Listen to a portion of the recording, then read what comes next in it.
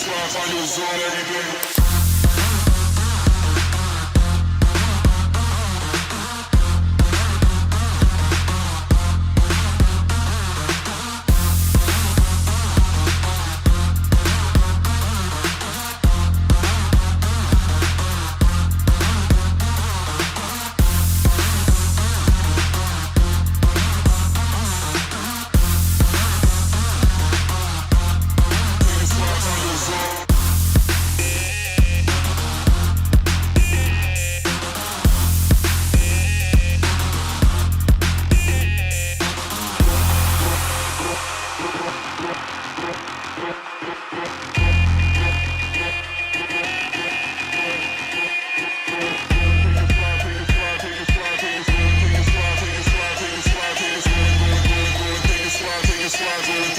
Find your zone every day.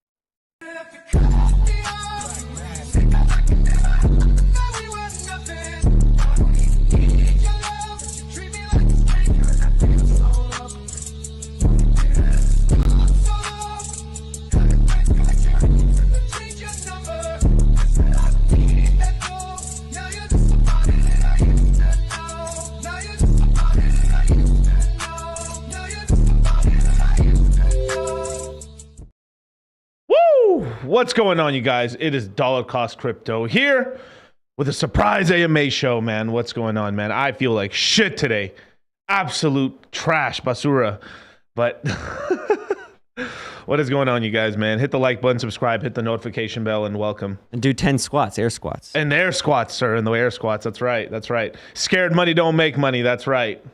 Headaches ain't going to stop me. Lack of sleep ain't going to stop me. Now, everyone and their mom on Twitter is either we're in a bull market or the bottom's in. And let me tell you, as a connoisseur of the backside, I don't think this bottom's in yet. Travis, I'm laughing. I have no idea what the fuck you're talking about. Oh my God, man. That's hella funny. Basura. I mean, right now, currently, can you share the screen for 1 second? Yeah, thank you. So right now we currently got $20,000 BTC. Oh my God, bull market back in. Ethereum's at 1,500. Surprisingly, Ethereum's actually doing a lot better, actually, which is really good. I have to give a little warning, a little public announcement about Ethereum. Please, please, please don't fall for this. I've had a couple consultations with a couple people recently, and they pretty much have told me that they're like a lot of the exchanges that you're going to be using are kind of offering you 3, 4, 5% yield, and it's a trap. It's a trap. Literally, it's a trap. Because if you use it, you stake your Ethereum, you can't get your Ethereum back out because it's locked away until the next Ethereum improvement or proposal to unlock that Ethereum 2.0 Ethereum. So until that gets unlocked and stuff, do not do that. Do not, 3, 4% yield, bros. We're cool, man. We're not in crypto for 3% yield. We're good, man. So we don't even get out of bed we don't get out of bed at least for a 2, 3x. So that's kind of the schmeal right here, right? So obviously we've got the market kind of green right now. 47 cents on XRP. We got Cardano at 40 cents. I mean, if I'm being honest, I'd feel much more comfortable in Cardano than I would in XRP, but do you? Obviously, Dogecoin is pumping right now because of Elon Musk buying Twitter. Let that sink in. Let that sink in, you guys. And obviously, Solana is a little down right now. I'm not surprised with Dogecoin pumping and stuff. It's going to be relatively strong. It's actually not a terrible play to actually get into Dogecoin and stuff like that, but I would just rather get into it when it dumps a little bit further and stuff, which is really cool. Ethereum Hex at 4.4 cents. I like that. Very nice. Tron's basically here because Justin Sun's a very good trader and investor. He actually makes some solid moves here and there and does make money. So it's one of the reasons I think Tron's so alive, as well as maybe that the Chingity Chang money possibly from the other side of the world and stuff. Avalanche I think is going to be a really strong play for GameFi, so that's really cool. FTX token, obviously a shittier Binance token, but not bad. I mean, let's look at Binance. I actually skipped Binance, my bad. Yeah, Binance tokens actually held up pretty well and stuff. I think it's all time high is let me see. Jesus, that bright screen, my lord.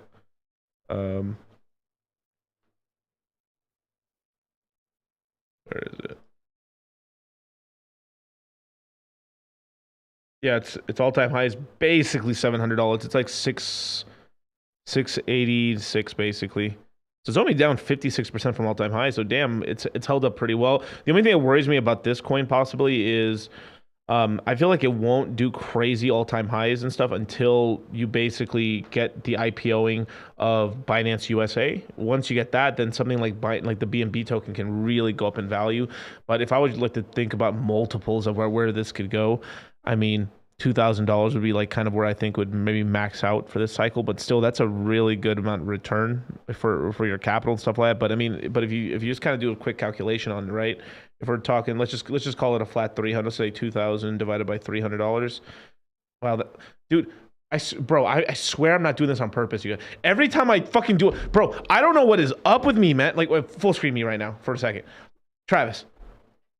I keep doing all these random calculations on calculators, and it keeps every freaking time going 66666. Dude, it's not even bros. This isn't like. It's a sign. Although, what are the angel numbers? 7. 3 or the Fibonacci 369 or whatever. But I'm not even doing that on purpose, you guys. I've done that like on a stream. I think I've done this like every other stream that I do some. Let me do some quick calculations of returns I can get. It always like 6.6666. You need like a compilation. Someone needs to cut that together. Sheesh. I know someone counts like the amounts of time Miguel summoned the devil. Crypto's face. We actually have a Ouija board back here. That's how we're engineering the show. Oh my god. Yeah. El Diablo del Crypto. Bienvenidos. No, but no, welcome you guys, man. Yeah, CZ invested 500 into Twitter. Lol. I mean, it was pretty expensive. What was it, like $44 billion? Yeah, $44 billion to buy Twitter and stuff. So that was pretty crazy. I mean, actually, as a matter of fact, sometimes I really enjoy like going through Twitter and stuff to see what's trending right now. Like, so he actually officially bought Twitter. Yeah, he officially bought Twitter. He owns Twitter now. He owns Twitter, and he's just firing motherfuckers. Fuck yeah. But if you can you share my Twitter for 1 second? So I just logged into Twitter, right? And first thing I see in a span of months, Ye, formerly known as Kanye West, destroyed his empire. Really? Did he though? Did he? I mean, I'm not counting Kanye out yet. I ain't counting him out. Fucker drops the next album's about to be fire. He's talking wild shit. Yo, you know that next Kanye West album is going to be fucking flames. I'm talking about like if he's really scared about his career ending, he's gonna pull a dark, twisted fantasy out of his ass. I wouldn't be shocked. He's going to pull a fucking MacGyver out of this motherfucker. He's gonna pull himself out of it. Like formers. What is it when you're like racing against Jewish people? Semites. Anti-Semitic. You see, I don't even. You see, I'm not even racist like that. I don't even know the words. You see, you guys. Cancel culture.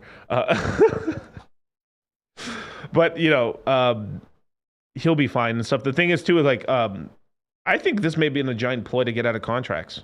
Personally, I mean, pretty smart. He got dropped from Balenciaga contracts. He got dropped off Adidas contracts. I think the Skechers thing was just a ploy to make him look to make it look real. Possibly that he was trying to go to Skechers and then he got kicked. Can you imagine? Like, yo, that's the only one part of the story where I'm just like, yo, he went to the Skechers headquarters and they escorted him out because he was making a scene. by executives. He just shows up unannounced, like, "Yo, Skechers, bro, I'm gonna do you guys a solid right now." He's not working with the Gap anymore. I mean, actually, like as a matter of fact, I forgot how many billion. I think Adidas lost like $5 billion in market cap, dropping Kanye. Yep.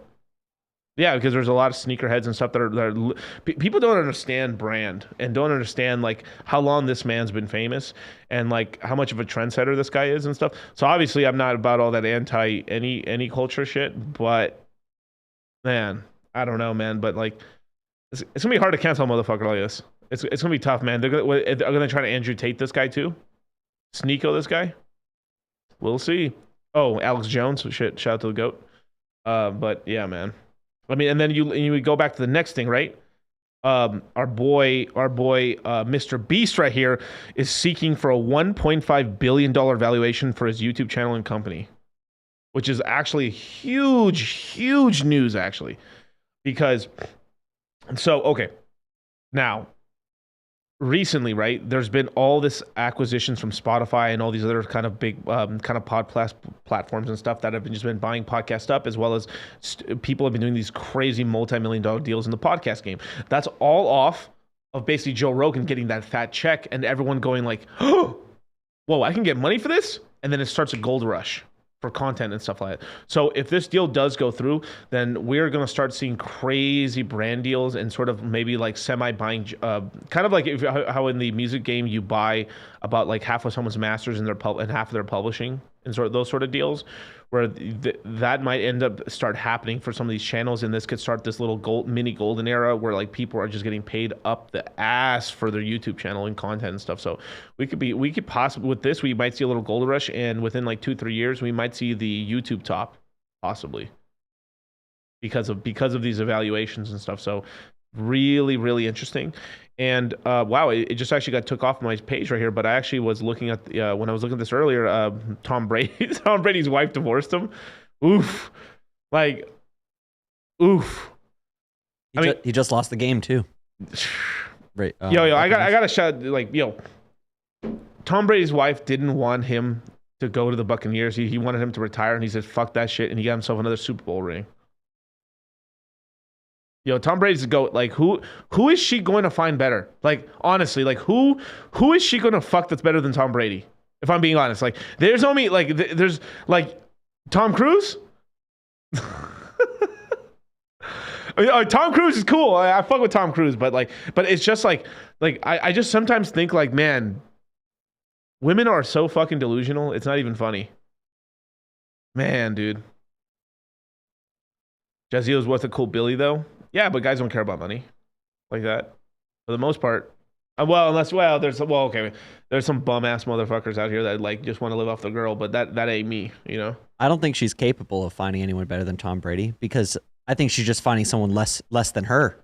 She makes her own money, fat stacks. Yeah, she probably just couldn't deal with the fact that like he isn't cucking out to her. Yeah, he's, you know. Careful, Miguel. Don't alienate the 3 women that watch. Sir, I've done the statistics. On average, I probably have like 25 women watching. Yeah, shout out to, well, actually, I ain't going to say shit, actually. No. Barbara and Jamie, the three people. Yeah, Daenerys, Targaryen, Mother of Dragons is watching. No, there's actually quite a few Shadow Watchers and shit. I've been DM'd quite a lot over the years. But man, yeah, that's kind of like a little bit of the news going on in the world, man. I'm super happy about the whole Twitter thing, man. The Twitter thing is probably one of the most bullish things that could have ever happened to crypto, man. We is gonna get a bull market. It's gonna happen in the next two years, man. Jesus, man, I'm so happy about that. Because regardless or not, even if Elon shills nothing but Doge, you guys, nothing. Do I start talking? My brain stops hurting. He starts talking about Doge. It onboards people into crypto, even if it's just Coinbase. Even if it's just Coinbase, you onboard them. That money leaves their pockets, transfers to us, because that's what happens. Like, let me buy Ethereum at $5,000. And to tell you the truth, if you're a trader and you're like, yo, we just passed Ethereum's all-time high. you're probably gonna make some money on that because at worst case it goes to 8 or 12 grand. So it's a 2x in that bitch. But most people are getting super greedy where we're buying 1,000, we're buying $600 Ethereum and stuff. By the time they're buying, we're on a 5 to 12x on our capital. We're on a 12x. 12 times on the money. Forget about it, man. Willie Bong, yes sir. But Asher Thor, DCC pulling tail like nobody's business. Sir, I'm a man of God. You know, you protect the innocent out here, man. I know not what you speak of, sir. So no, this is actually something I'm predicting. I think Twitter. I think Elon at some point is more than likely going to add a Bitcoin and Dogecoin tipping system at some point, and it's just going to be like when you like you can just preload your account with a little bit of Bitcoin, and then you're going to be able to like content. And I assure you, like this is one of the reasons why like I think Twitter is really important, and the Hex community is going to went big on this. But any community that's really big on Twitter, some serious money is going to be generated over the years. Now, right now, the money is not going to be big because it's the Bitcoin's not worth anything. But like, you start picking up a lot of this dust, and you have millions of followers, or you have hundreds of thousands of followers, and people are liking your page, and you're getting sent like 100 satoshis, 1,000 satoshis at a time from these people, from each individual person. Eventually, it adds up to a few Bitcoin. And that I mean, I truly believe Bitcoin will be $1 million one day. Will I know what the value of the dollar will be? Probably lower than it is today. I mean, purchasing power wise. But yeah, man. Hey, shout out to man to what's it called? Your name's ridiculous, man. Shout out to BBC Gang, baby. Shout out to BBC Gang. What is your thoughts on Chainlink? No, I mean, in terms of infrastructure for crypto, I really like it. I think it's actually, I mean, really, I mean, to tell you the truth, in terms of like an Oracle, there's no one better. I mean, all other oracles have basically failed. Or I mean, I can't even think of the second. What was the other competitor? Jesus Christ, I can't even think like that's how crazy. It's just Chainlink and everyone else. Like there isn't even a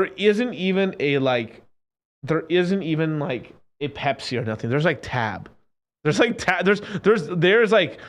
like cola. Like I don't even know what, like Mountain Cola or like Star Bangle Cola or something like that. Shout out to you guys, you're paying me. No. Like there isn't anything out here, man. I literally can't even remember the second one of in the space and stuff. But that is also one thing that scares me, is that there isn't much competition in terms of the validator space or the Oracle space.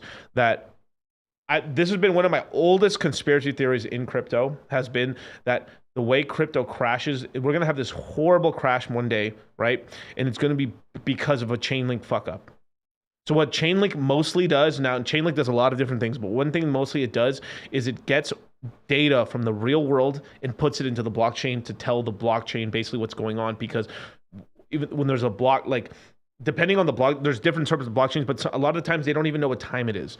So like these blocks that are being created, if they didn't directly get minted by a computer or something like that, they wouldn't even know what time it was. So it's really hard to call on it. So there's basically no time clock. That's why Solana was like a cool sort of system, because it had an internal atomic clock inside of it, where like 100 seconds equal to 1 second in the real world. So it essentially had like this inner clock that gave time to the blockchain within it. That's why like something like Solana was cool, except they just keep like, it's just not working. Basically it just keeps fucking up. RC Cola. Try Coke Zero, bro.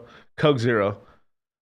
But yeah, man, I mean it's a crazy sort of Band. Yeah, does Band even, yeah, thank you so much. Yeah, you see Art coming in clutch, man. My OG right here, man.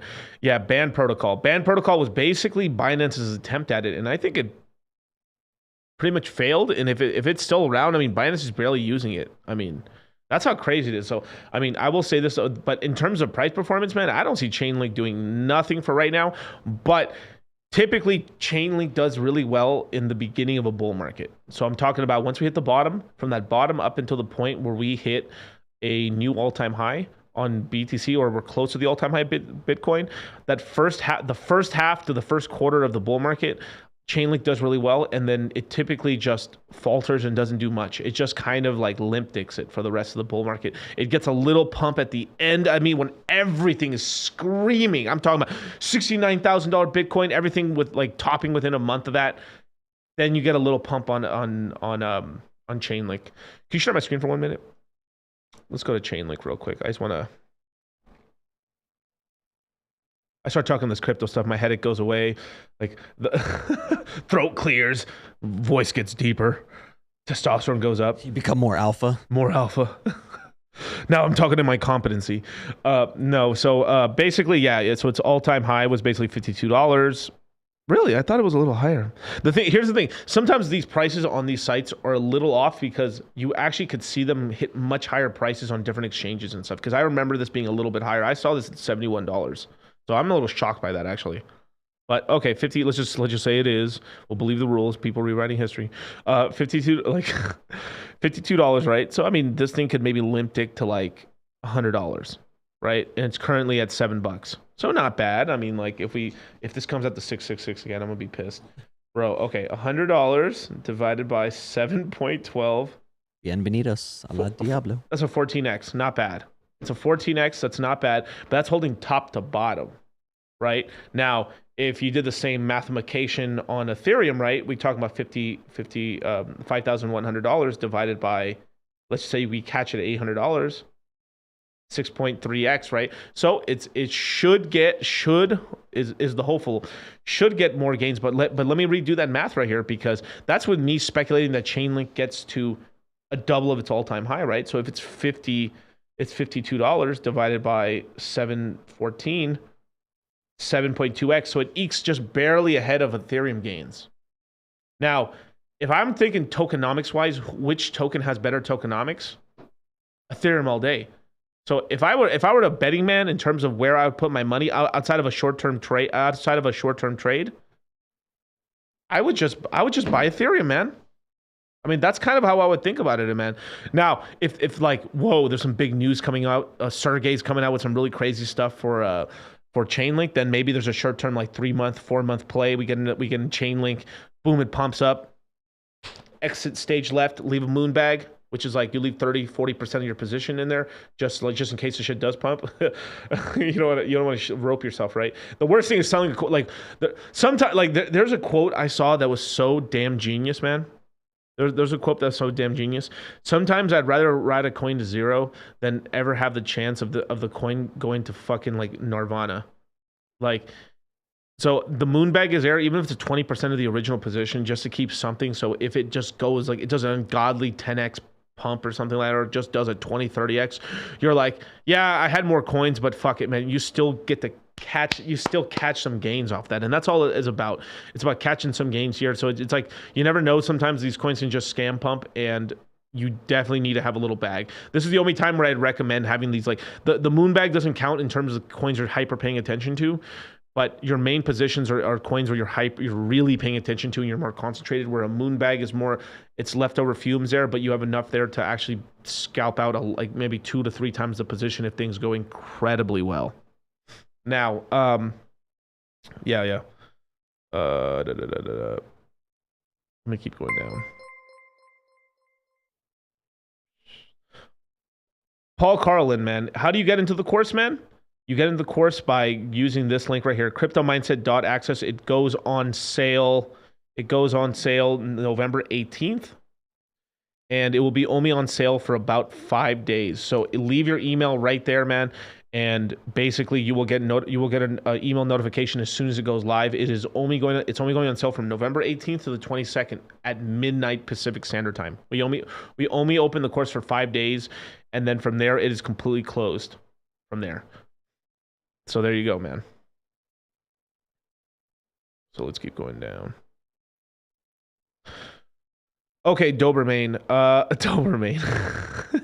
Doberman with the $5 super chat. Has crypto APY replaced dividend stocks? Long-term Citadel tier APY holds.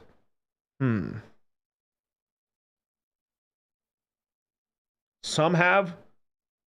Like Hex yield is very steady.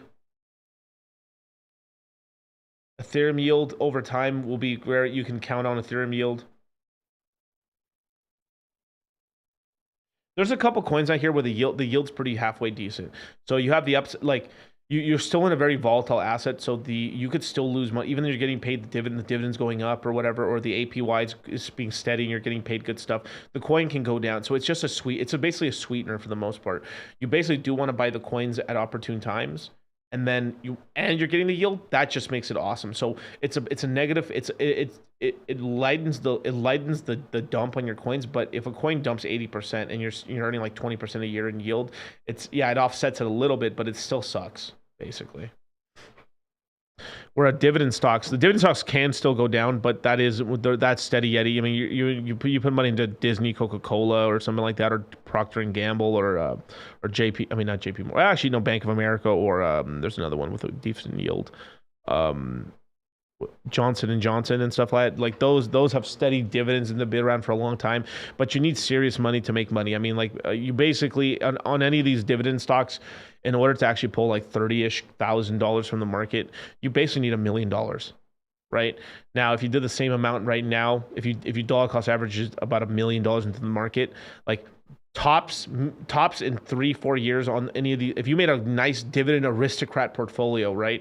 With $1 million, you put 100,000 into each one, and now you're averaging something like $29,000 a year in passive income. Like you would be lucky on your principal to be in like 3 years. You'd be lucky if you're at like 1.3. No, wait, well, yeah, you'd be lucky if you're at maybe like 1.5 to 1.3 million dollars. So $200,000 to $500,000 in profits in 2-3 years. Where in crypto, if you're investing in some really top tier projects in crypto, even the safe stuff that's we think that's going to be around for a long time. And you put 100,000 into all these projects, I'd be quite shocked if you weren't at anywhere from like $4 to $11 million within 3 years on that principle. Now you do have to take profits, and that's where people always fumble the ball at. But like the gains aren't even like even a shitty return would be like you'd be at $3 million on a $1 million portfolio, even if you really woofed it. Like that's how crazy the gains are in crypto, man. Just is what it is. Now, oh, okay. So, Tweezy Bird, man, dollar cost crypto. I don't know if you saw my question on the prior stream. No, I probably didn't. Have you seen the Pulse Bitcoin white paper and that ecosystem mining has started? I've seen it. I'm personally just not going to participate on it too much. It just,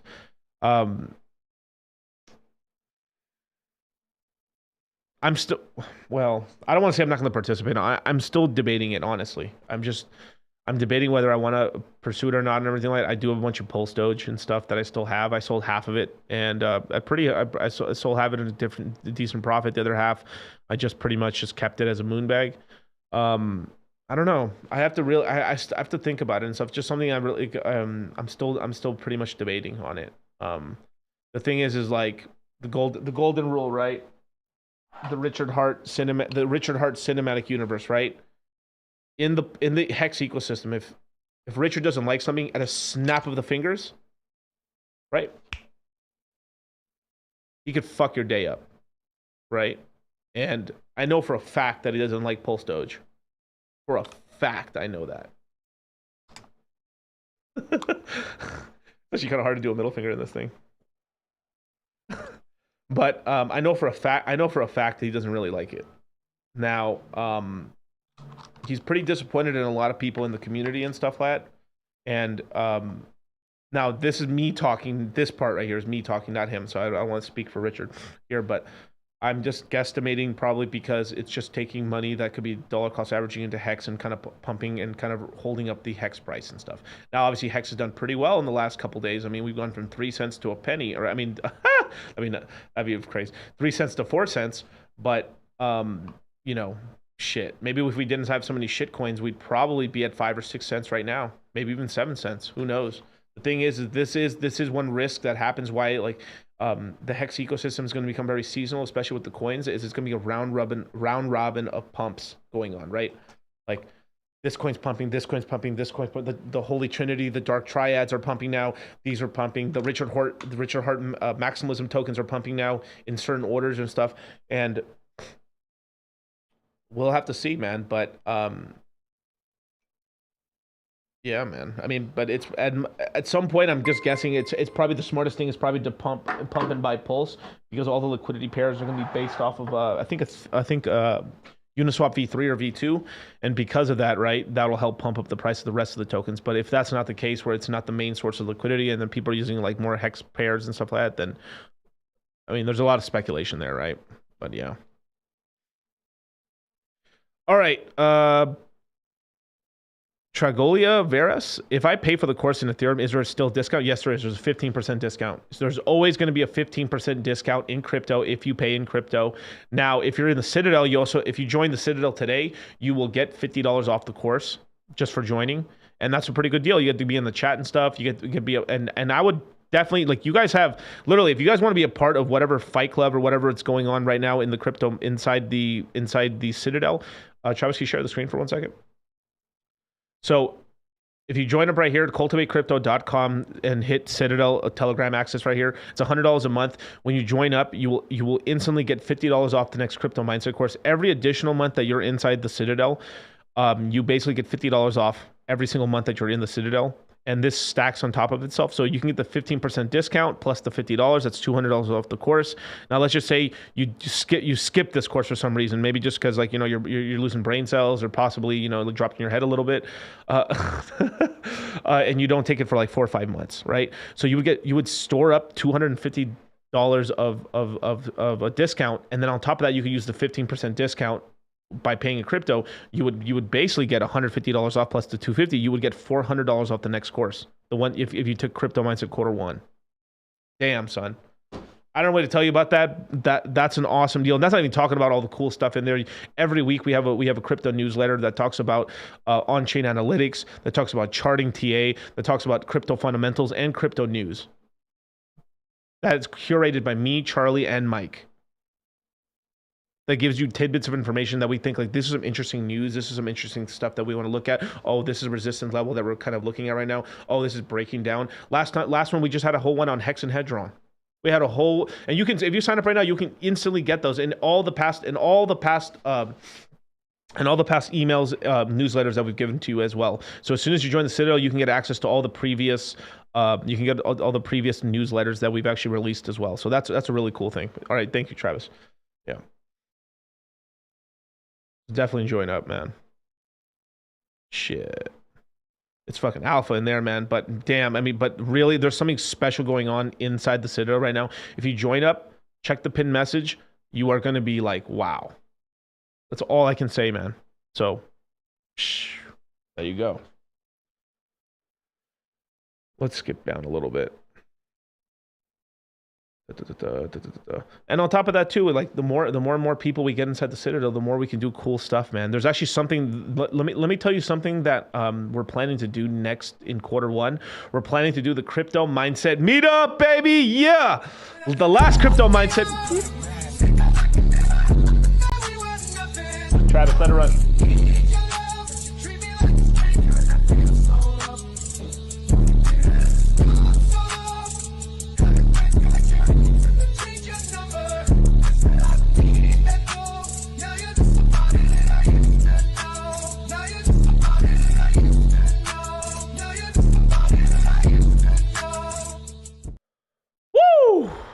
Travis snuck it on me. Sheesh. You thought I wasn't paying attention? That's right. No. But so Anime Red Pill is like, isn't this course coming out Q4, Q1? That's right. It straddles between both quarters. So we're going to call it Crypto Mindset Q4, but we're you know, it's actually covering a large swath of time. Like normally, you know, it covers, like, where we start a month before, and it covers the next 3 months. So this one's pretty much doing the 4 months, just because of just the timing, the and everything like that. And we really want to make sure that we can kind of be able to catch the bottom there of the next year, and then be able to help you guys kind of catch that. And then the next course is really going to be the Crypto Mindset Q1, or we might call it something different, but Q1 that's happening after this current course that's happening November 18th.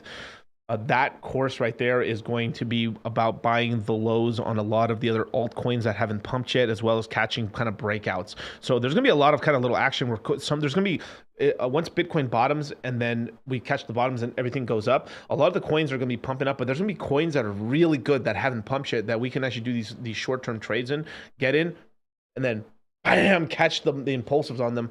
Take that profit, bank it into Bitcoin, Ethereum, Hex, or whatever you like, or USDC, and start like shaking and moving. There's gonna be a lot of action, man. I cannot wait until this fucking happens, man.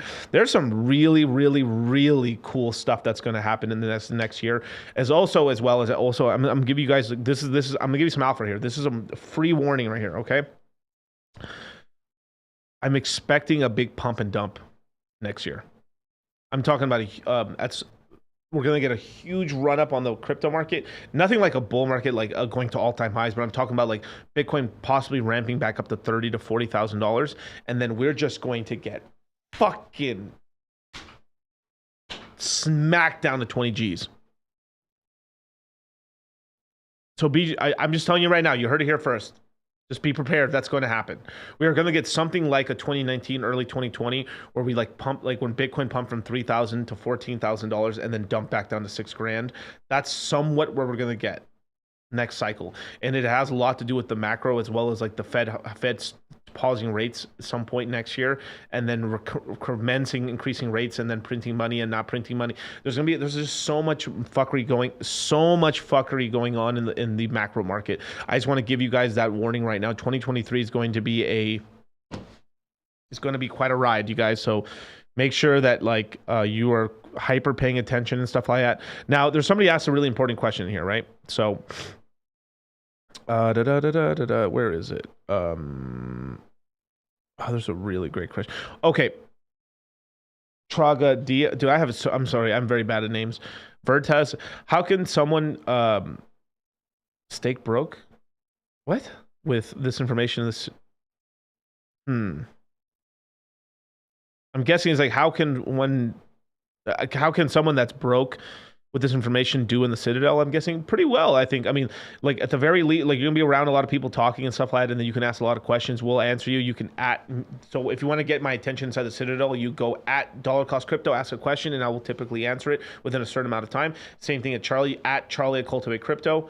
And then we'll, answer. That's why we created the Citadel. The Citadel was a little more access to us, as well as we're consolidating a lot of the chats, because what ended up happening is we ended up having something like now like official crypto mindset chats. We had 11 at least, and in Telegram, and in terms of other chats I'm a part of and stuff, I mean, I was swinging about 18 to 21 that I was paying attention to, and it just got to the point where I was like, I was just every day waking up and just doing like through every chat, and I was just like, wow, man, I couldn't.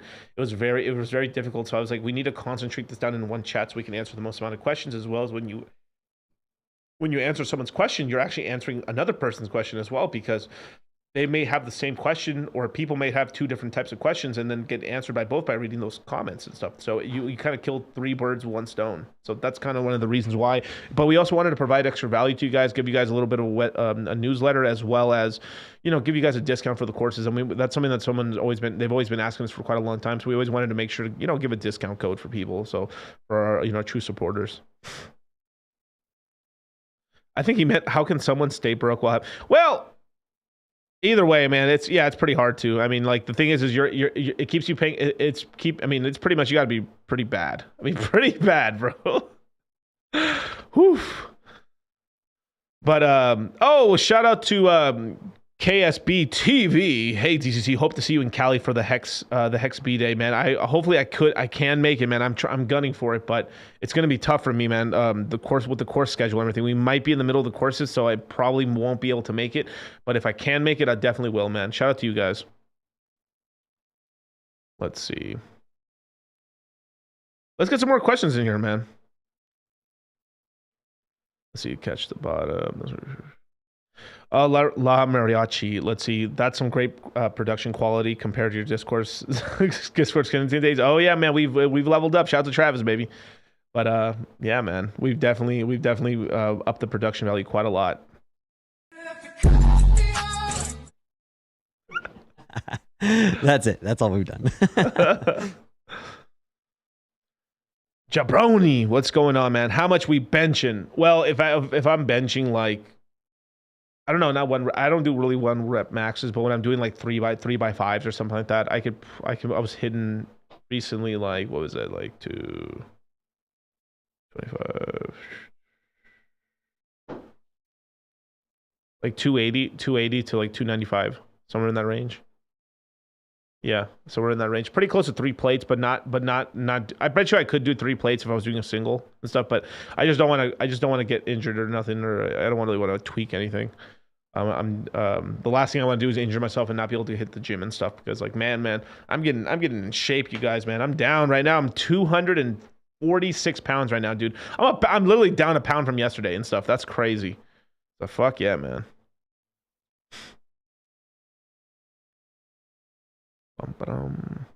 Hit that like button, subscribe, hit the notification bell, man. We got way more for you guys, man. I'm gonna answer a lot of your questions, and yeah, man.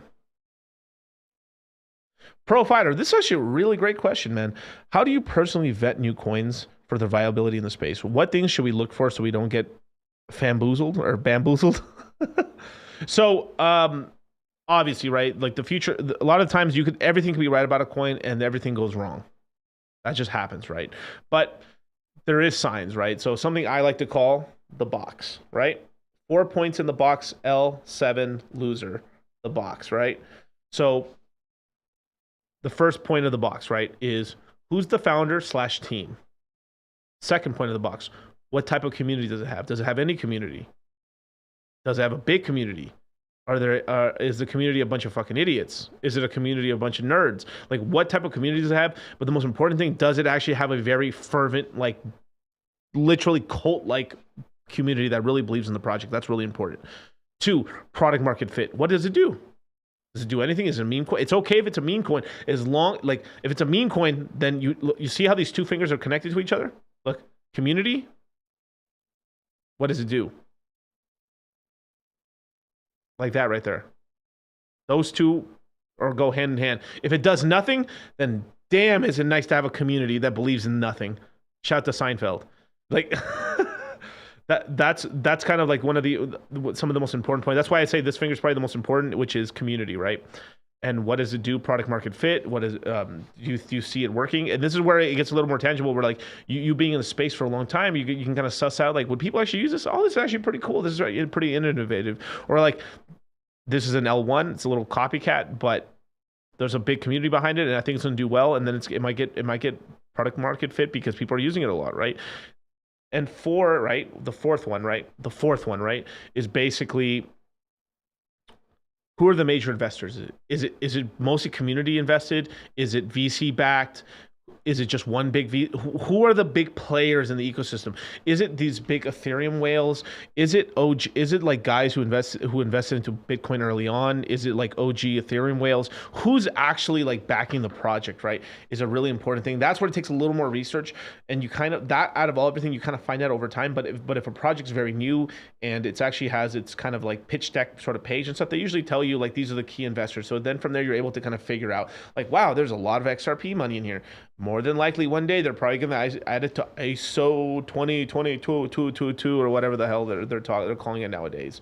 And that's basically what I look for in a project initially. Outside of that, right? Like, if you can share my screen for 1 second. So if like we're looking at this, like, what's Chainlink, right? So I mean, first thing you do, right? You kind of look at like, what's the rank? What's this? What's the price? Market cap? Circulating supply. You kind of just go down this, and we teach this all in the crypto mindset course. We go into excruciating detail during the course and stuff, but I'm just gonna give you a quick rundown. And then you use sites like this to kind of check out the web page. Yeah, you look at the current price, and then you look at all-time high to all-time low, and you'll see where is it at right now. So wow, this coin's down quite a bit.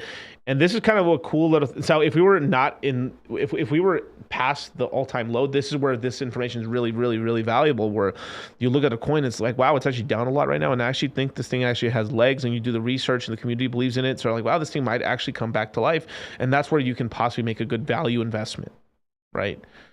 But we definitely teach you how to do all this in the crypto mindset course. Thanks, Travis. Yeah.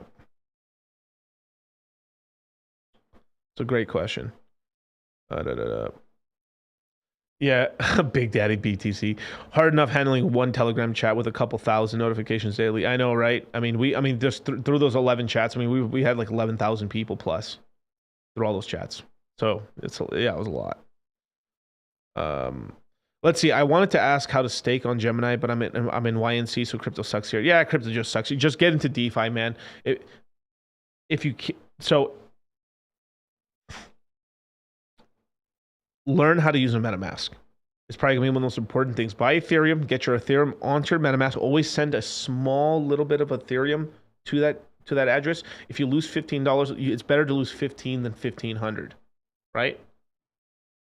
$15, $10, $2, whatever you want to send, and then from there get comfortable with sending in batches, and eventually you'll have your Ethereum there. And you are going to use a website called let me find the website, Uniswap, and you can safely connect it here. I'm gonna throw it in the chat. This is the actual correct link for this, man. Let me give you Uniswap. And from there, you can buy a lot of kind of altcoins on there. So you could buy Hex. You could buy Hex on there, stake it. That's DeFi. New York State can't do shit to you, son. And man, shout out to all my New York guys, but man, New York is grimy, bro. Damn, son. Like, man, it was like the whole town's under construction, man. It's kind of crazy, dude. A lot of homeless, dude. It reminded me a lot of San Francisco, and that's not a compliment. So, but shout out to you guys, man.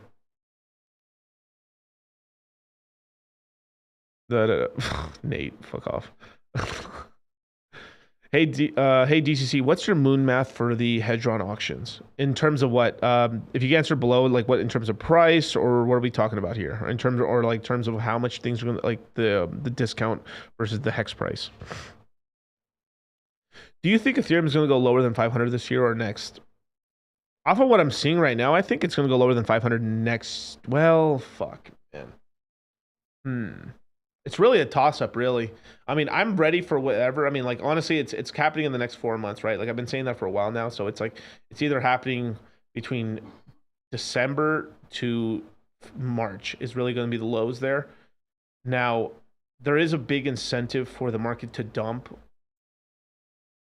in December in order to, like, not tax loss harvest, but basically you can do sort of a wash sale where you bought the cryptos a lot higher, you can sell them, you can take losses, and then you can use those losses to deduct that for your taxes. A lot of people are going to do that, so I wouldn't be surprised that crypto dumps just because people are selling crypto and then rebuying it back in order to just tax loss harvest, you know, the losses basically, and kind of lower your taxable income for that year. Some people don't even need to do that because it's like, fuck, I made no income this year, or I actually didn't make that much, so it is. But still, you know, paying the least amount of taxes as humanly possible is kind of the move, right?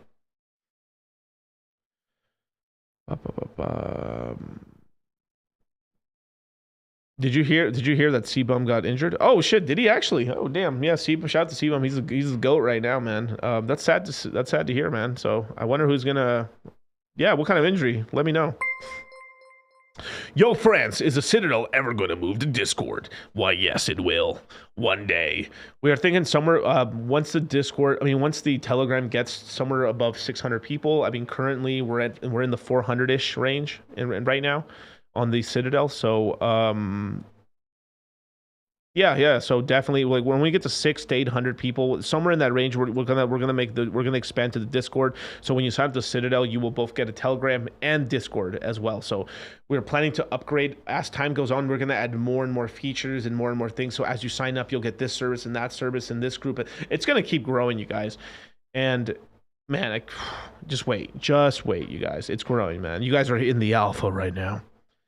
But yeah, Jason Armstrong, I'm down from 235 to 204. Dude, congratulations, man. I know that's not easy, man. Man, fuck yeah. You must be slinging dick out here, man.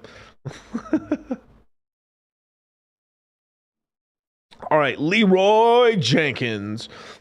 Are you thinking Pulse Chain will be released before Q2 of CMC? Yes, I truly believe that. Yeah. If it got to that point where it was quarter, I'd be just be looking at Richard like, whoa, homie. But I know it's not him, it's the developers and stuff. But yeah, I think but the next 2 courses it will launch.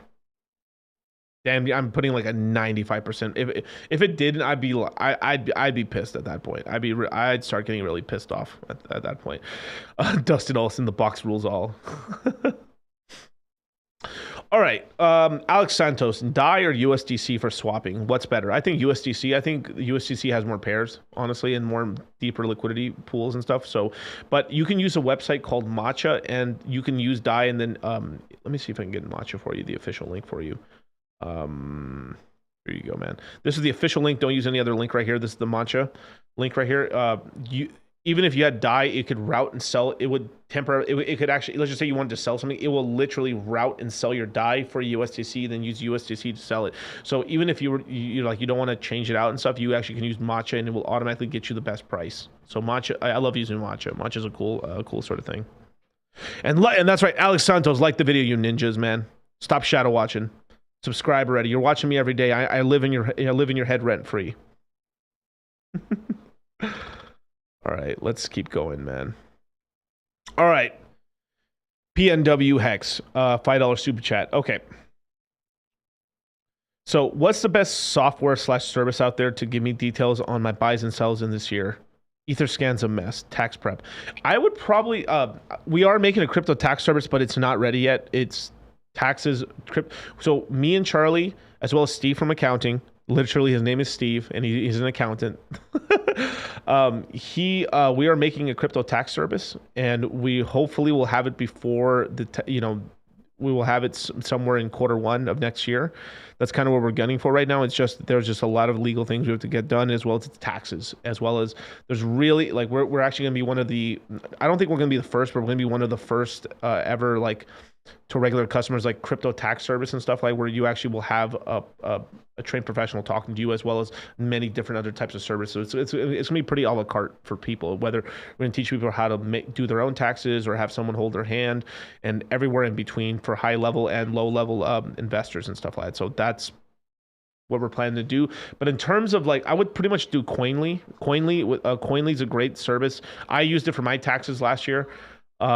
It saved my butt a lot, especially because it was able to give me, like, it was able to help me deduct all my gas fees for my taxes, and man, that saved my butt. That saved me a lot of money, and it also showed me how much money I paid in taxes. I paid a lot of gas in taxes, like a lot.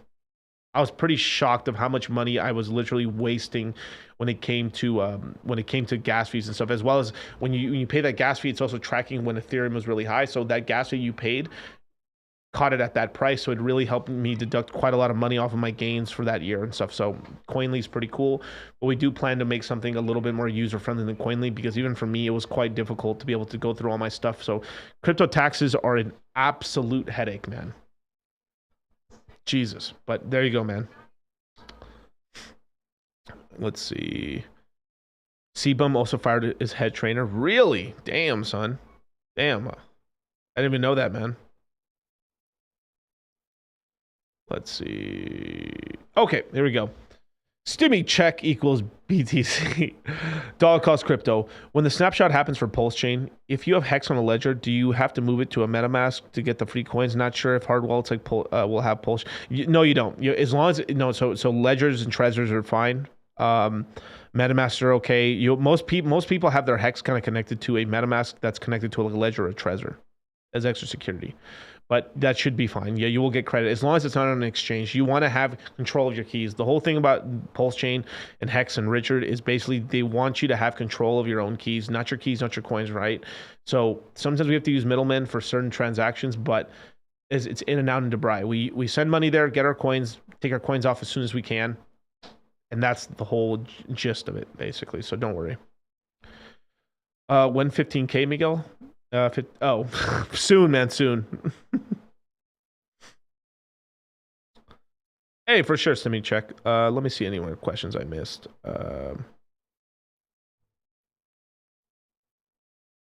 Okay, let's answer this question. Okay, Bob Lagai, DCC or ladies discourse? Tell my wife I'm not here. Hey, don't worry, bro. Don't worry, bro. Yeah, man. I'm so happy they're not fighting. I mean, to tell you the truth, man, like, man, I've seen a lot of lady shows, man, and it just ends up to a cat fight one day. Like, damn near without fail. Now, not every show is because it's two girlfriends or something like that, but if it's usually a huge panel show with a bunch of women, whoo, that devolves into some chaos at some point, man. But, hey, man.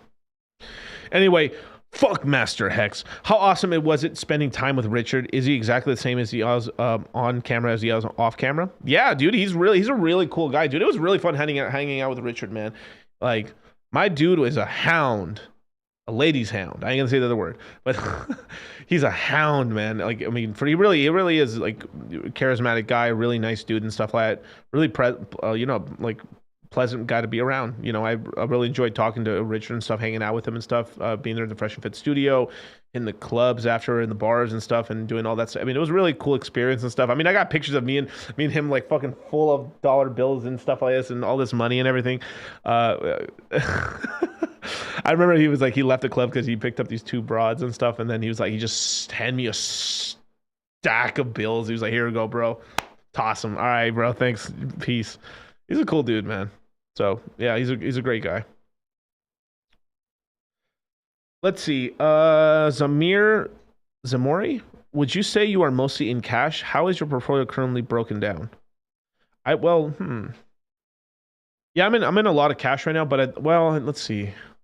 Let me break it in percentages.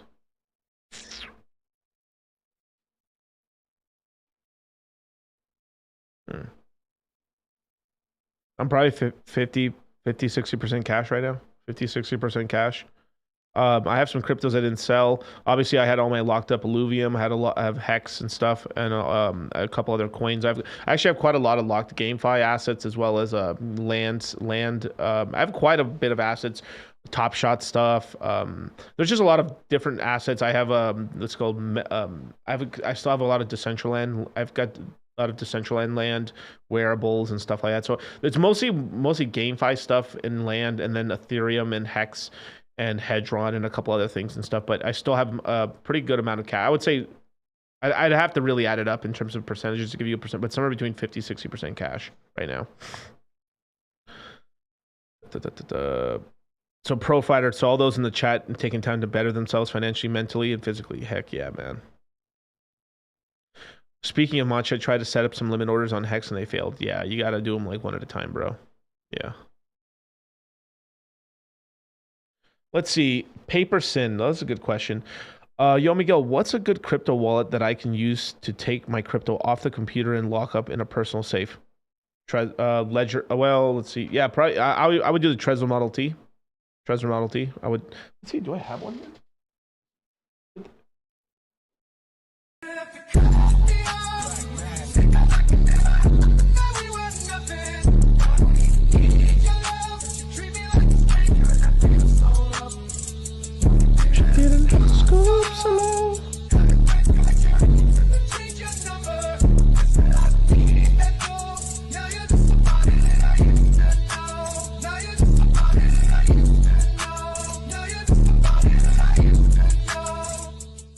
So yeah, you can use one of these wallets, the Trezor Model T.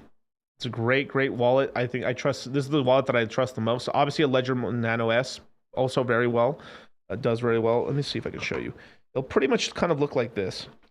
It's like a little. Oh shoot! It's a little. Oh. It's a little computer. It's a little computer like this. You connect it to your computer, laptop, or so, and yeah.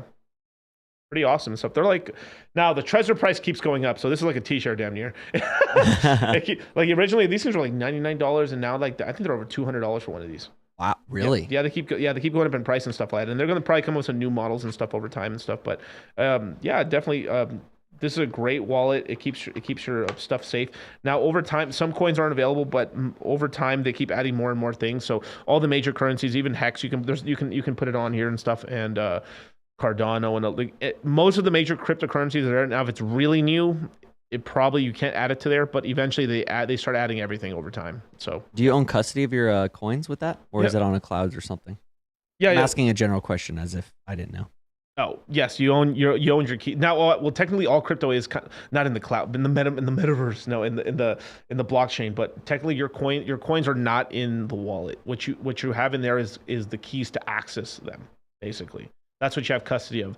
The coins never leave the metaverse or the blockchain, basically, because that's where they are, right? So people think like I've taken my coins off the blockchain and now they're in my wallet. No, they're still on the blockchain, homie.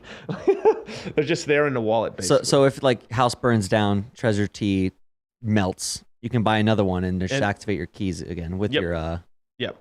what is it called? Seed phrase? Yep. Exactly right. Yeah, but this is why you have to have contingency plans to actually have multiple copies of your keys, as well as, you know, just making sure that, you know, you don't. There's people who like have millions. I knew a guy. That I like literally like could not believe that he had a few $1 million in crypto and didn't have any of his keys saved. It's just because he had them. He just typed in his password on his computer, and then the money was right there. And I had to really help him make sure that like he didn't wreck himself, and we got it accomplished, you guys. What's your best advice for keeping keys safe for the layman rather than the hardcore crypto guy? Right. So obviously, if she's your girlfriend, do not trust her. No. Red pill show, sir. No, a red pill wearing man. No. So obviously, you should have anywhere from 2 to 3 copies of your keys, different locations, hopefully in a fireproof safe, somewhere hidden in your house, possibly like you and as well as you can either, there's different versions of it. So you can either make a paper version of your keys, which is, you know, you writing them down A, B, C, D, E, F, G, you know, all that stuff, or you actually get something called a bifold, which is a type of metal wallet where you basically have like these little metal alphabet letters, and then you actually like insert through these columns your seed phrases, and they're fireproof and everything. And there's like, you could literally hit this with a hammer, the whole house can burn down and they won't melt. You'd be able to recover your keys.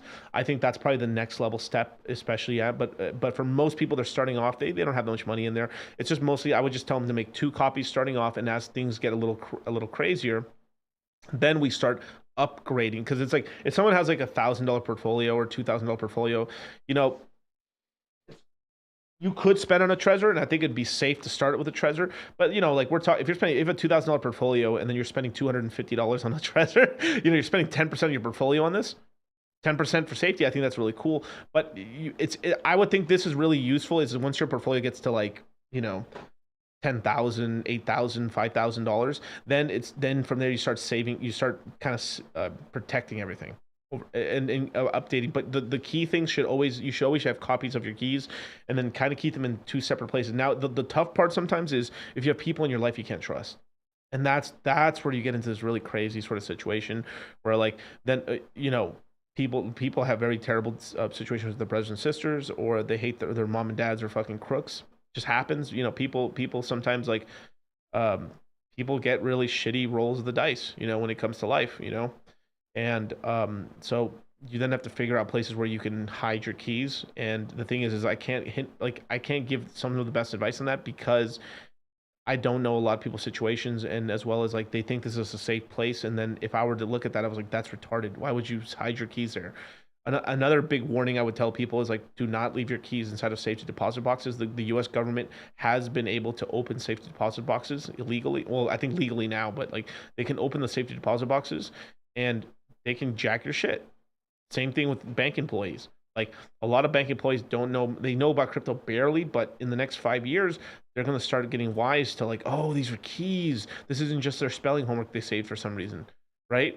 And there's going to be thievery where people are going to go into these safety deposit boxes, take a little picture,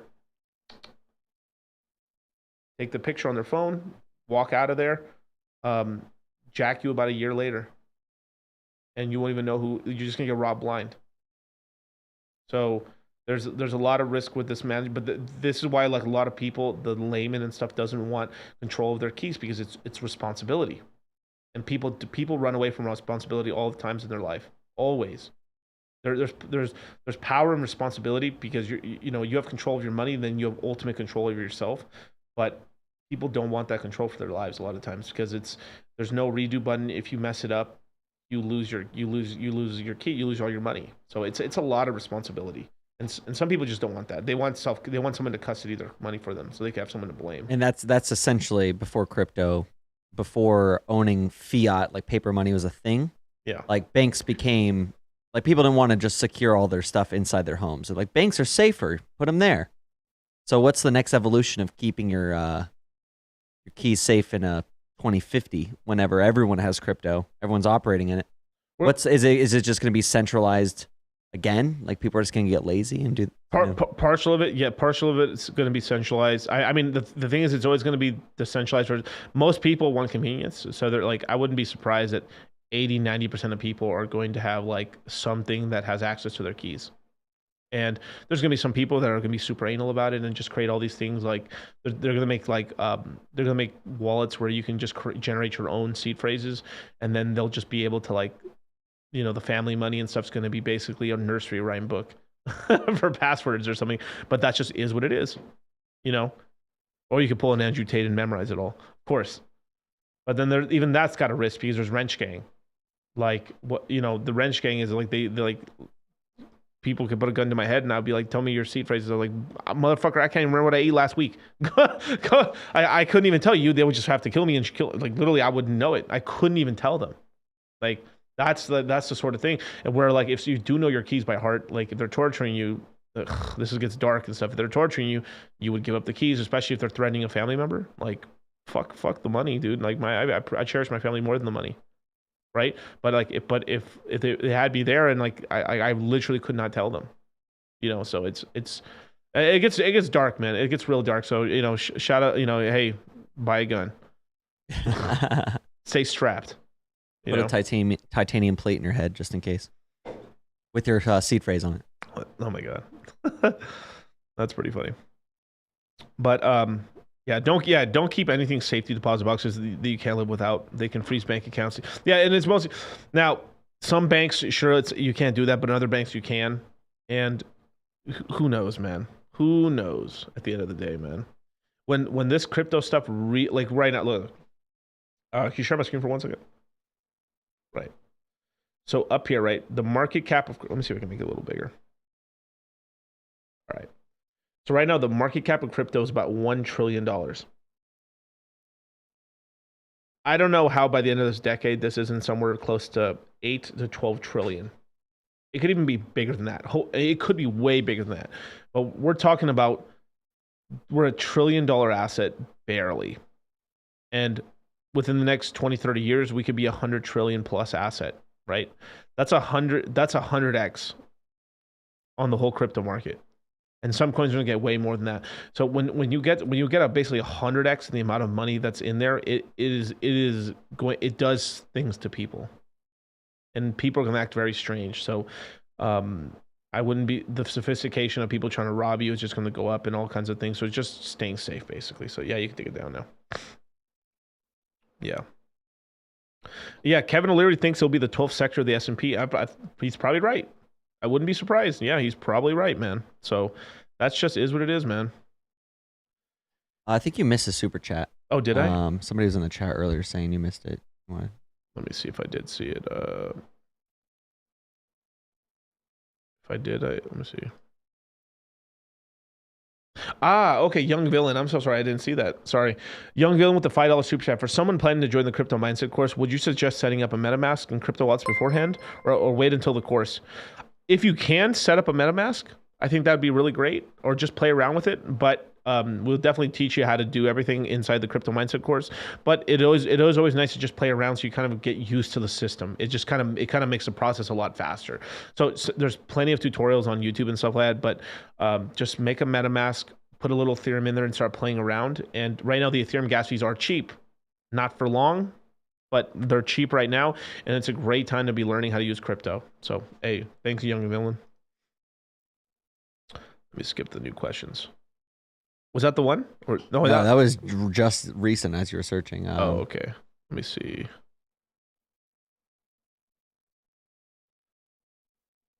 Zibzab with the $5 super chat. Do you know how much hex of each Maximus tokens will be worth roughly when the stakes end? Do you know how much hex of each? Well, this is speculating out 15 years from now, so it's 14 and some change. Who knows? It could be quite a lot of money. The thing is, too, with all that hex coming out, I wouldn't be surprised if people dump the price down when all that coins come out. If I just had to speculate game theory wise, but it'd still be worth a lot of money. I mean, we could be talking about $25 hex. Maybe we could talk about like it's just $2, $3, $4. Who knows? It's like speculating that far. I mean, it could be some crazy numbers. It could be hundreds of dollars, thousands of dollars. Who knows? But 14. We're talking about something that's come. These hex tokens come out 14 years from now, so it's quite a ways away, man. That's it. That was the one you missed. Yep. Cool. Perfect. The stream straight up exposes the value of the Canadian dollar. Yeah, it's not as much, man. Not as much.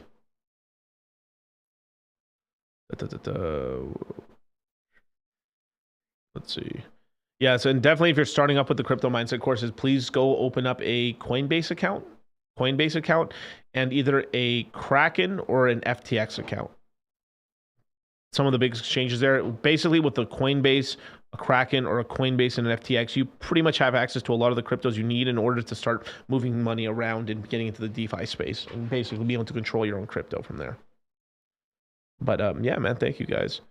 Let's keep going. Hit the damn like button, baby, man. What are we doing here, man?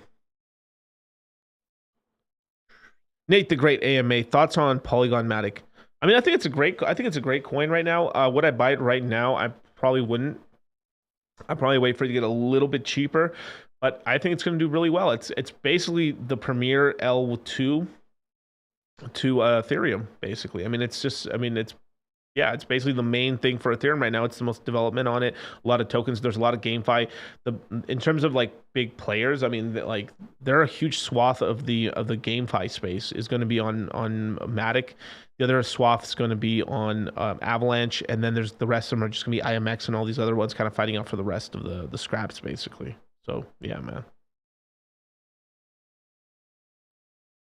Don't smoke the Kraken.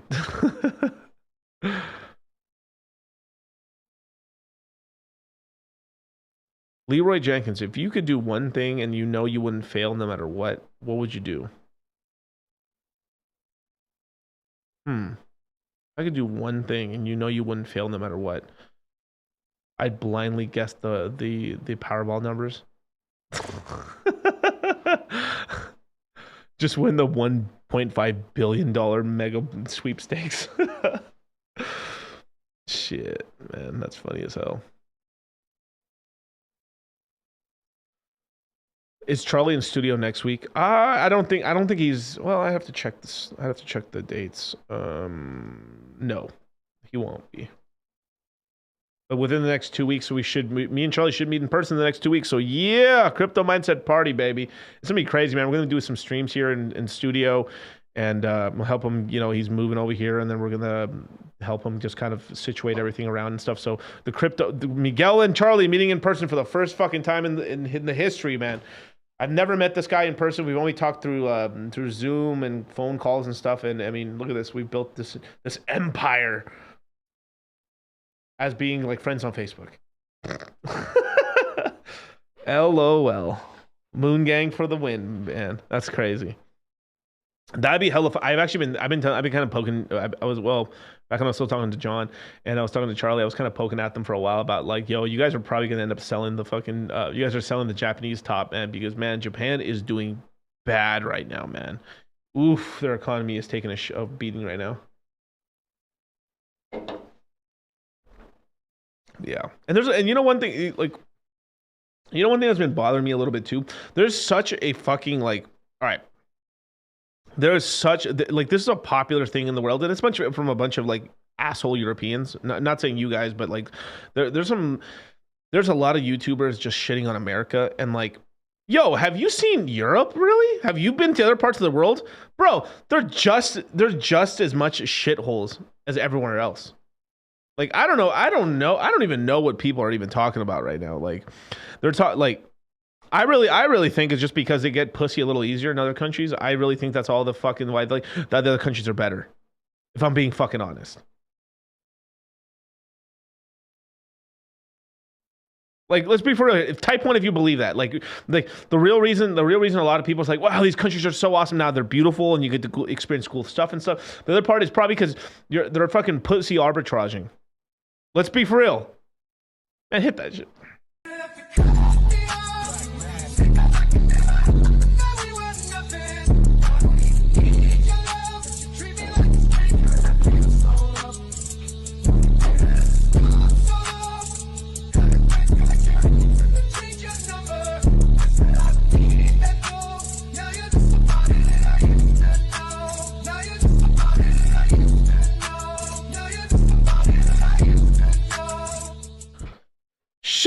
It's facts, baby. It's facts, man. I go to France and I slay out there. Croissant.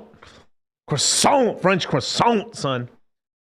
I'm just saying, man. I hit it with that sour bread. But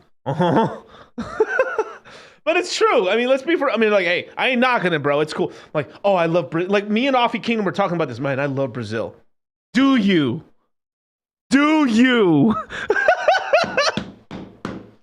Like, yo, I have more reason to go to Mexico because I actually speak Spanish. I'm actually Mexican. You know what I'm saying? Like, I know if I go to Mexico, I'll slay. I'll slay. I go to Colombia, Nicaragua, any of these countries, like,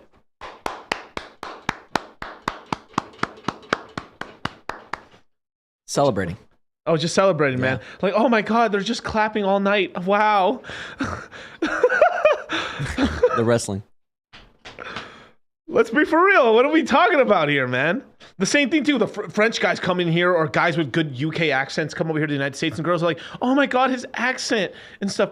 Oh my God, like, bros, there is arbitrage. Like, people, the strange. They're not just talking about coochie here. They're talking about, like, people want something different sometimes, right? Like, oh wow, he's sophisticated. He comes from Europe. Oh really? Like, let me tell you, there's a lot of shitholes in Europe, bro. In every country. There's ghettos in every country. I'm speaking fucking facts. This is a Miguel Bow right here. This is a Miguel Bow. Miguel Bow's right here. This is, dude, this is true. But I ain't knocking it, man. DC got to give the old Halo 3 voice slayer. I mean, French guys kill over here. I mean, like, everyone kills everywhere, right? I mean, it's just in, you know, it just is what it is, right? I need a very short YouTube video on this topic. Do it, man. But look, London, like, everyone talks good things about everywhere. London's so goddamn dangerous, bro. Even like, all the guys that were talking all this good stuff about London a couple years ago, now we're starting to shit talk London, right? But these same guys from dude, I've been watching so many YouTubers right now lately and stuff, just shitting on America. For what? The Middle East? It's so safe over there? Bro, it's a powder keg. At any point, the United States government pulls the military, Iran is going to run over the entire fucking Middle East. That whole shit will burn to the fucking ground. To the ground. I'm going to demonetize it. Fuck it. It's already done. It's going to burn to the fucking ground. When all this war starts, everyone's like, oh yeah, I'm a US citizen. They're going to run back to the United States with their tail between their legs. What? I did in the past say that, the United States was pretty shit, but since I've moved back, it's actually not that bad. It's actually I'm starting to see America really turning around. Oh, really? Really? You're starting to see America turn around? Or was it because the fucking shithole that you were living at fucking turned into a fucking war zone and now you're crawling back with a tail between your fucking legs? Bitches. Mic drop. Hit that shit one more time.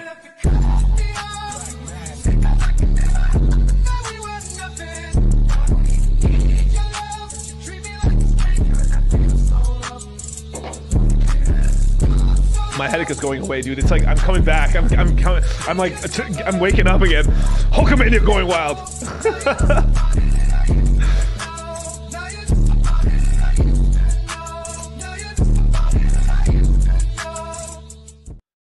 Motherfuckers are talking. I mean, look, Lilu is right here. Tate's talking about wearing brokey watches when he's out there and stuff like that. It's not just him. Bro, I can walk around damn near anywhere in America with a Rolex on. Now, there's parts of it where it gets pretty stupid, and you got to be safe and stuff like that. It's never safe completely in the streets and stuff to do that. But man, dude, it's like,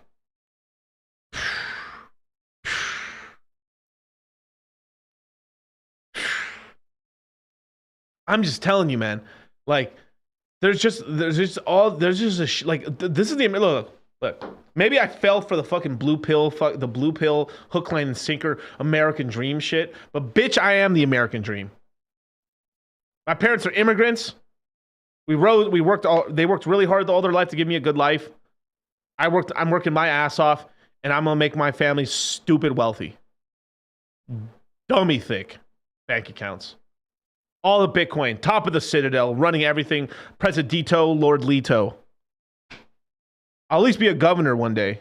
I'll be a senator, House of Representative. I'll be something at some point. I still believe in the American dream.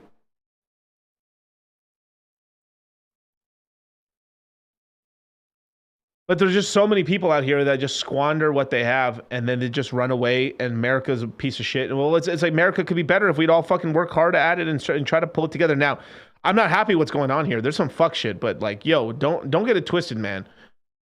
There ain't no other country better in this world to make that money and to make that Skrilla.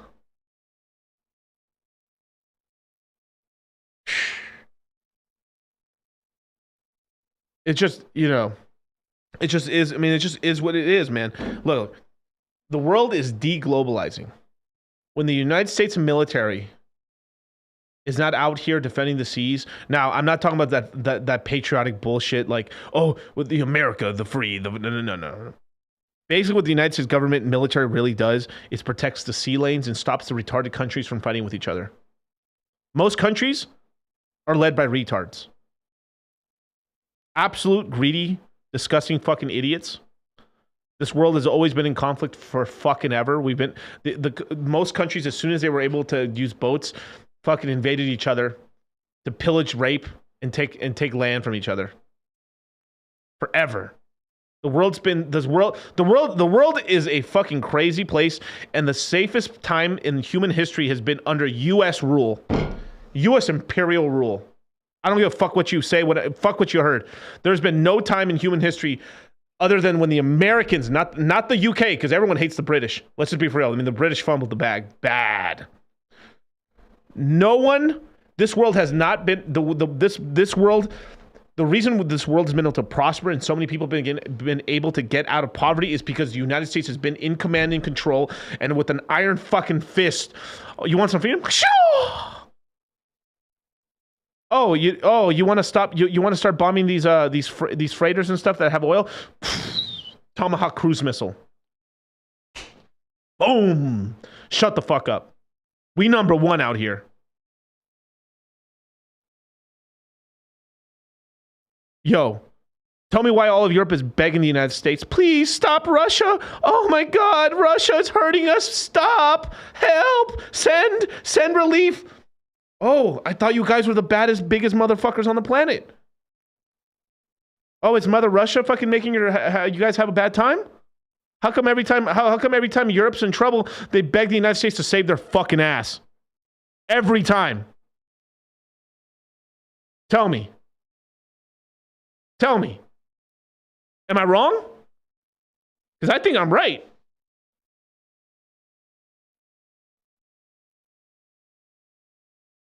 Now, Brian's right. Our founding fathers are adamant about not getting into other countries' problems. Well, but you could also call it market timing as well. Because they were saying one thing while doing another as well, right?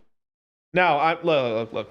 I've talked to RG3, and RG3's sister is like a pretty high-level person inside in terms of like Native American things and stuff like that. But we were giving rights to all people while stealing land from the Native Americans, and sending them through the Trail of Tears, and then using blood rules, blood right rules, which is basically it, dude. If you guys don't know about it, this shocked me. I didn't even know about this. So what they're basically doing is, unless you're 100%.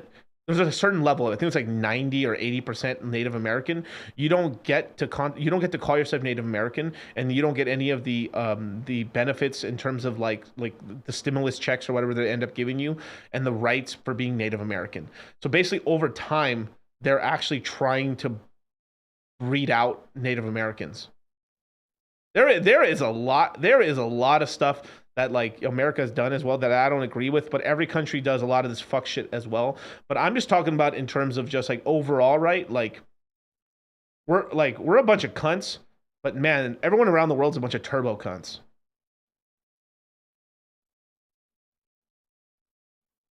Like, yo, I did a blood test, bro. Like, yo, I'm like 47% Native American.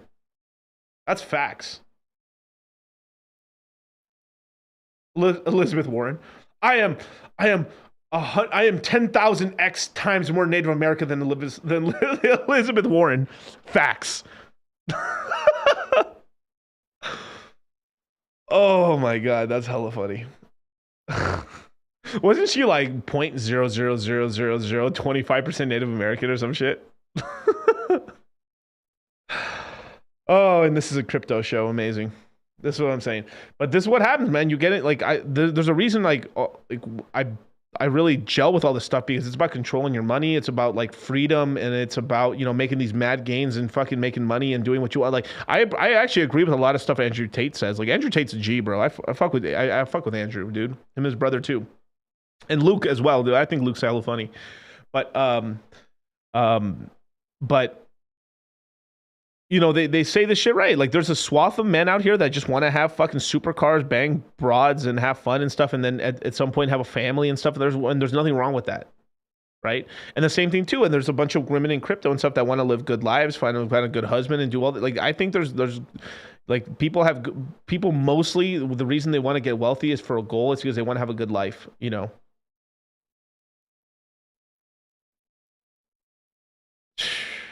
Look at all my Native Americans in here, bro. Like, I think being a Native American, obviously there's like a little blood thing here and there, right? But a lot of it is about culture and what they're doing. Like, I'll have RG3 on at some point to really talk about this as well. But like, I think this is really like this shocked me talking to RG3 about this because he's like they're really in the tribe, and then they really talk about all that other stuff in terms of his sister and stuff. I mean, his sister's been on Joe Rogan's podcast before. I think a lot of people don't even know that, and it is quite a crazy sort of thing, right? That they're doing, and a lot of countries kind of do and stuff like that. But yeah, man.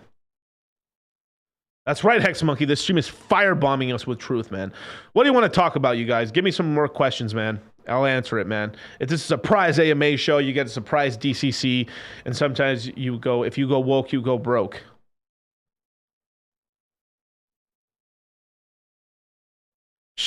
Living the rich life passively off of crypto, man. I love it, man. I absolutely love it, bro. Like I am like, no matter, like I'm working so many more hours now than I've ever worked in my whole life. I mean, let me tell you this right now. I literally worked through the night. I was researching all night. I was making phone calls. I was talking to guys in London and stuff in the middle of my night. I didn't sleep. Like, bros, I did not sleep today until like damn near 8:30 in the morning.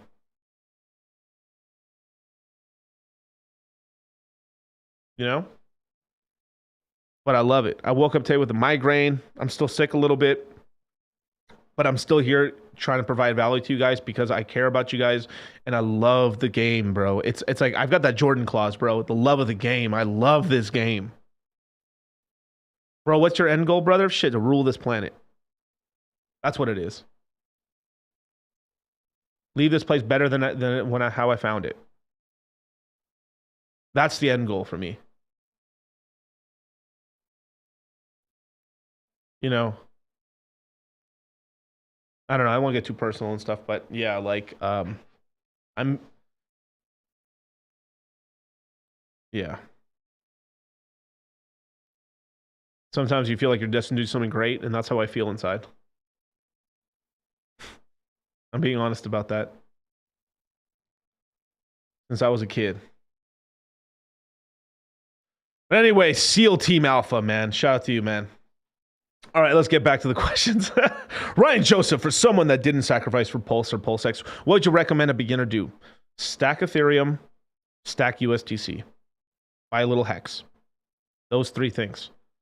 Because when it launches, you'll be able to use your Ethereum or USDC to then onboard and buy Pulse Chain once it launches. That's what it do. So right now it's about just working more hours, working in your business, stacking up cash in the bank and turning that cash into USDC and getting ready and making sure that USDC is on a MetaMask wallet. So you're able to then, when these prices hit really low, you're able to strike, buy $600 Ethereum, $500 Ethereum. Maybe if the low is 800, then we'll buy $800 Ethereum. But it's about buying those lows, you guys. And I'm deadly serious about that. Now, shout out to Toby1 Kenobi, man. What's going on, dude? Sup, been a fan since the Litecoin days. Been great meeting you briefly in Vegas. The trader in me is curious. What's your biggest trading gain and biggest trading loss? Charlie Lee owes me 14K. Biggest trading gain. And like, could you tell me if you mean in percentage gains or just like the total amount of dollars?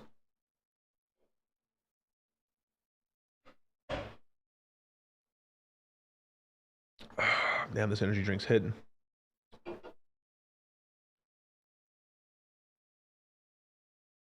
I'll wait for Toby One to answer me that second part of the question, and I'll answer you right now, man. But thank you so much for the super chat. Let me see if I can answer another question real quick while I'm waiting. I thought you wanted to buy Wisconsin, bro. That's only part of the plan. I'm only hinting to the stuff I'm trying to do. I'm gonna buy Wisconsin. I'm gonna buy Wisconsin cash. I'm gonna buy quite a lot of things, man, out here. Make this world a better place. Make some special economic zones. Hey, man.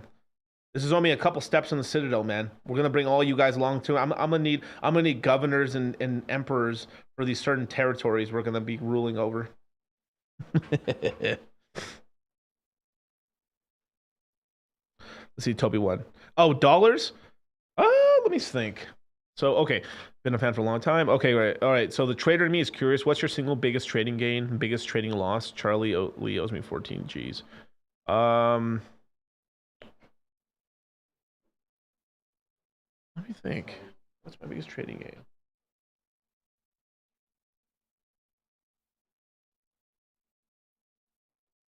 I guess selling Hex. I guess maybe selling Hex or my no, I made more than the Illuvian play. Damn, there's a lot of them actually. Yeah, I would say just yes. I sold a lot on Illuvium or no. What are we? I'm trying to think of the other one.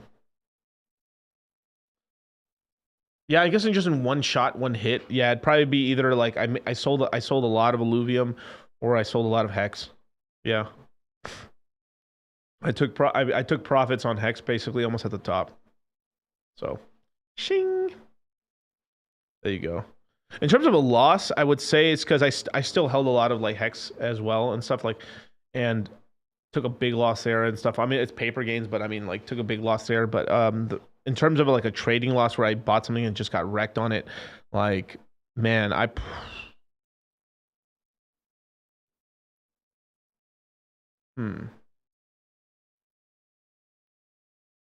maybe VSP. I had a good chunk of change. I probably lost like 60,000-80,000 in VSP. Yeah. But it just comes with the territory. Yeah.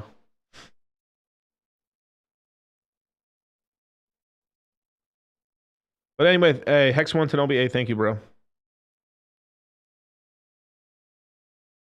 Let's see.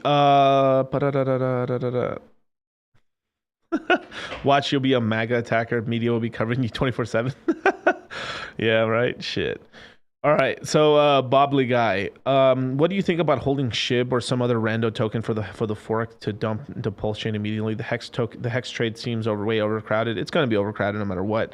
People are going to fumble the bag pretty badly on that one. Let me think. Hedron might do okay.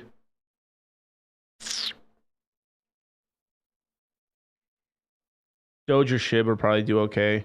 Maybe, I mean, fuck. I mean, like, I guess, like, maybe holding on to one Pulse Doge. I wouldn't be surprised. That one does okay. If it's not very Hex related, it could actually, like, it probably won't get you that much coins for free because the price could just be so in the shitter. But, yeah. Paul Carlin, would you reiterate your time frame for when you think Pulse Chain will launch? I think it will launch late quarter one of next year. That's kind of what I'm seeing right now, just because how it would lag out. I think we won't get Pulse Chain to launch until the bottom comes in, and then they'll launch it. Even if it's rushed, they'll literally launch it rushed. They just want the bottom to be in.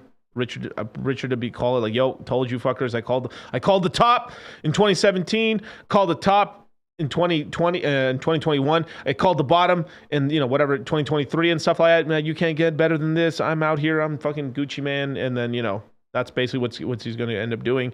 And then from there, once he does do that, then they'll launch it like a little bit after that, basically, I think. Because at that point, we'll have the wind at the sails, and then we'll be able to take the multiples and be able to, like, it's easier to launch in that kind of ecosystem because things are starting to pump up finally. Even if it looks terribly on the macro, if you look at it from, like, close by and stuff, but if you're looking at it just on raw dollars, if you invested in, you're starting to be up in multiples, and that helps you pump up the price.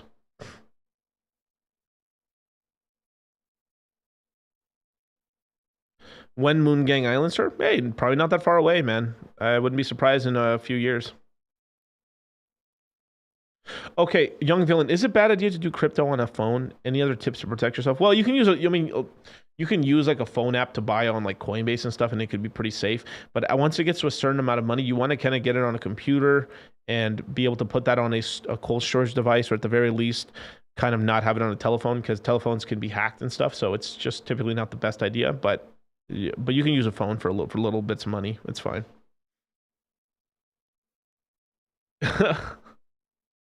Let's see. Where's the comments here?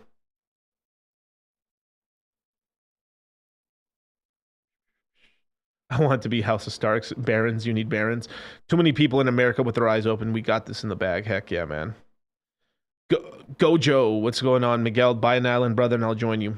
Hey, it's on the way, bro. It's on the way. We just need more dough.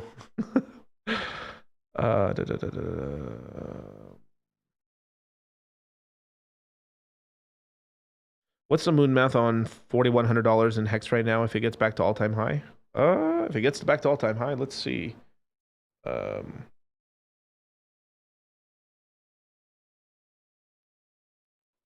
52. 6666. No. No. Basically, if you bought $4,100 in hex right now and it went to all-time highs, you'd be at $52,181. 52 G's. Yeah, not too shabby. Let's see. Optimal timeline. Great studio setup, DCC. Thanks. Everything looks cool. Hey, thank you, bro. What's up? Brown, we're late once again. That's right. You've been late, sir. Oh, yeah. Be careful of free Wi-Fi. Quickly, that was a very good question. Yeah, be really careful with like probably the worst Wi-Fis in the world to connect your phone to. Airport Wi-Fi. Don't do it. Starbucks Wi-Fi. The second, well, fuck, what would be worse, actually? I would say Starbucks, so it'd be Starbucks Wi-Fi, then it would be airport Wi-Fi, and they're like this close to each other, that close. Then from there, it would be something possibly like, depending on if you're in a shitty hotel, maybe hotel Wi-Fi. But if you're at a higher level, it might be a little safer and stuff. But regardless, for now, you really want to be careful with Wi-Fis, pretty much. Prison Wi-Fi, I mean, for sure. I wouldn't know, right? There's this thing in Vegas happening. It's called Cox Wi-Fi. Cox is making their 5G towers distribute Wi-Fi. So in theory, you can have Wi-Fi all over town without having a cellular plan. Whoa, that's fucking cool. I found my phone automatically connecting to it because I have AT&T. Yikes. And they did a deal or whatever. I'm like, I didn't approve this. Right. Yeah, I'll be using the service the whole time. So yeah, gotta be careful. Yeah, you guys gotta be really careful. That's also one weird thing about Vegas is that the internet provider out here is called Cox. COX. I just found that very like shocking to myself, to the system that you have to order. You have to like, is it like Comcast? It's like everything, right? It's like, what do you mean? Like, what's Cox? No, but what do they provide as a service? Internet and services, IP stuff, telephone. That's actually pretty much it. Yeah, it's literally called Cox. COX. Yeah. COX. Cox and ass. This stream's already fucked already, bro. Cox, it'll fuck you in the ass. It'll fuck you in the ass, dude. I'm already demonetized. Dude, I've had like not demonetized, but I've had like small like my last stream with Rolo was fine, but the other streams, like I've had the like last 4 streams all like flagged for no reason. They just don't like me spitting facts and stuff. But shout out to Toby1 Kenobi. Favorite hardware wallet. Trezor Model T. There you go, man. Shing. There you go. It should be a sponsor at this point. I mean, hey, they probably could and stuff. I'd sell them like a hotcakes. For sure. Wireless cock. Public library Wi-Fi. Like, it's you guys, it's like free candy, get in my van. I mean, seriously, like this is why like if you have a couple $1,000 on a Coinbase wallet, or maybe like a what do you call it? I don't know, like a Coinbase account, or like it's fine, but like if you like, no, just don't do it, you guys. Like a lot of times when you're traveling, you want to have your Wi-Fi turned off. Like, and I'm not talking about not like you scroll, you put down the screen and you hit the button. No. I mean, you go into your settings, flick the switch to turn it off, because it'll keep turning on.